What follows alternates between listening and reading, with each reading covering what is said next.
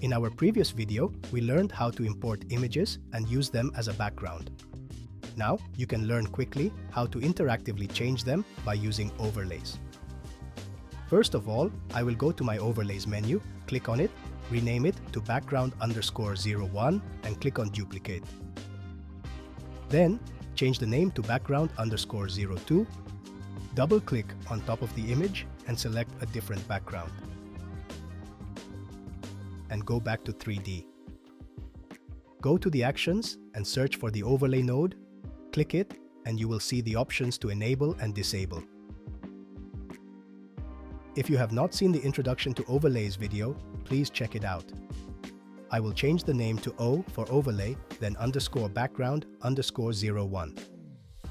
And under Enable Overlays, I will click and select the background 01, and under Disable, I will select the background 02.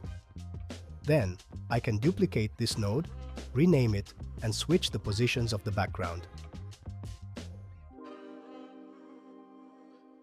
Now, when I click on Start, I can dynamically switch them and create different experiences. I can connect it to a sequencer or a timeline and try different ways to trigger the animations. Have fun with this, and until next time.